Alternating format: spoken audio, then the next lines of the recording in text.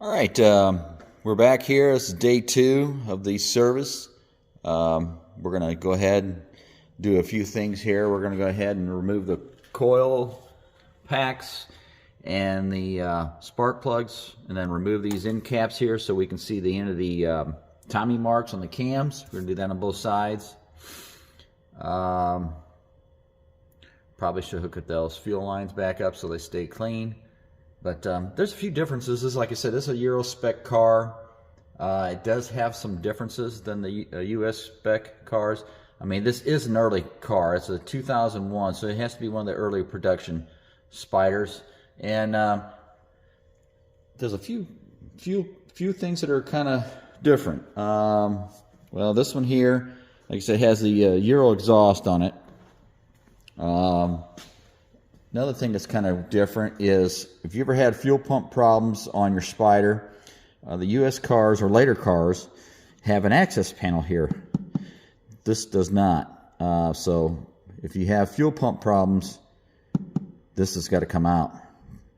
So this will be a pain. So you have to take the whole convertible top off to get access to the fuel pumps on this early model, which that was a big improvement that Ferrari made later on. What else is different? No, the timing covers were different. The later ones, here's the covers for the belts here. You got them sitting here. The other ones on the newer cars, these covers come down further, and there's actually a bottom piece that attaches to it. These are not made the same, so these are different. As you can tell. So I don't know if that's just a Euro spec thing or just the earlier cars were like this. Not sure, but it's definitely different.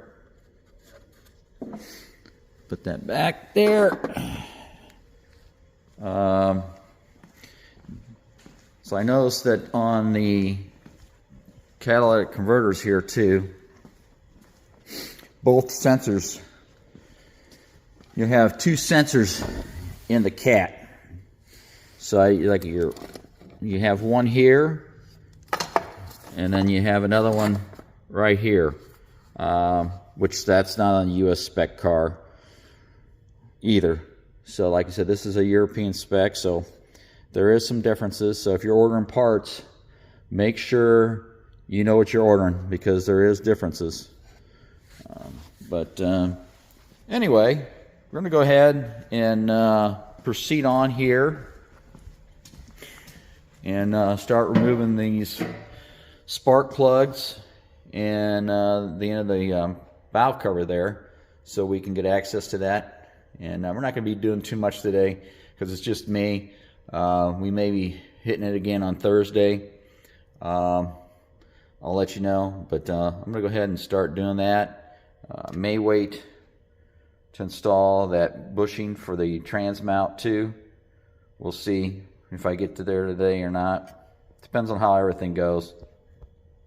All right, so I'm removing these connectors here, and as you know, they're numbered. Okay, so on the passenger side here, cylinder number 1 is actually the most forward. So it goes 1, 2, 3, 4, and then 5, 6, 7, and 8.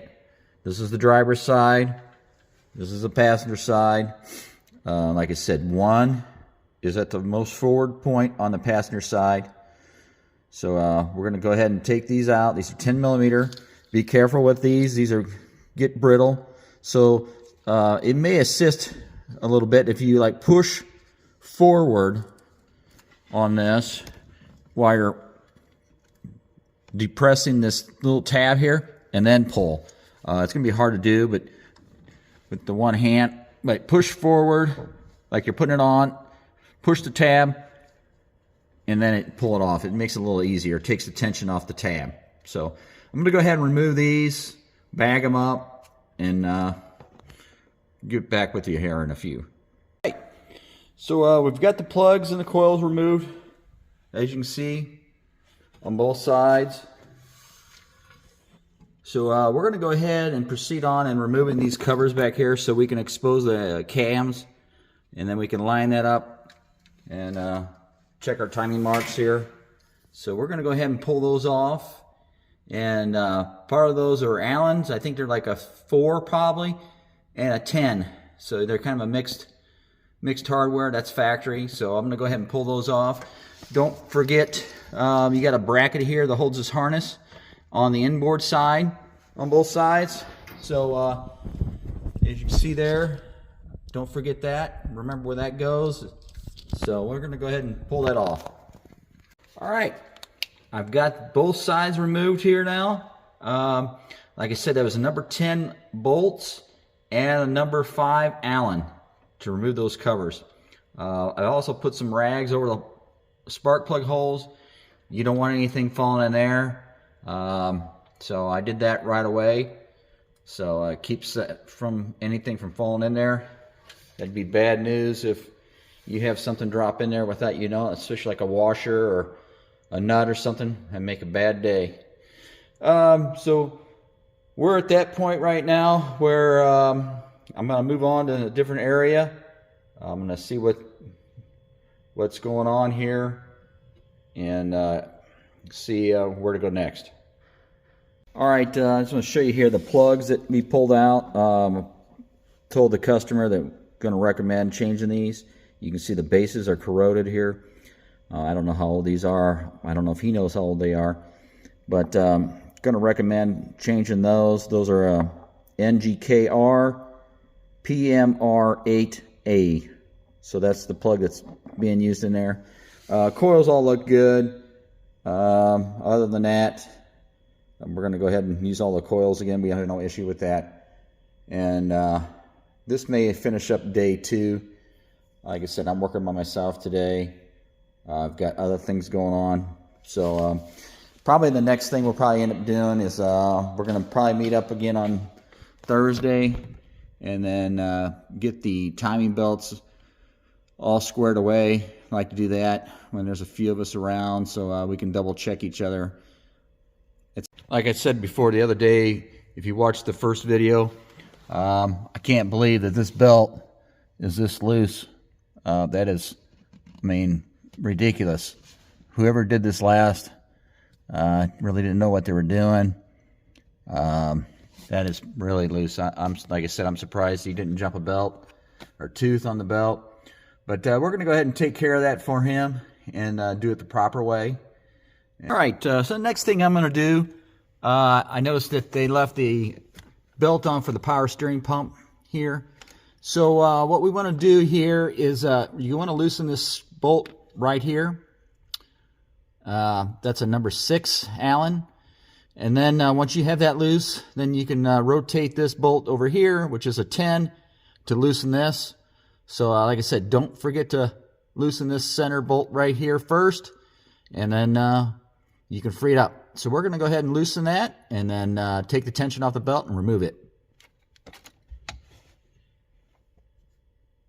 Okay, also don't forget the one in the back.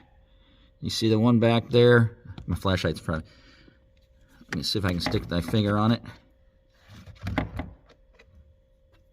This one right here needs to come loose also. So that one, this one, and then loosen this one. And then you can loosen the belt. So anyway, that's what I'm going to do. All right, so like I said, I think I'm finishing up for today. Catch up with us next time. Just stay tuned. And like I said, hopefully the next time we meet, which would be a day or so from now, we'll be doing the timing belts and maybe doing that transmission mount. But anyway, thanks for following. Stay tuned, and we'll do some more videos. See ya.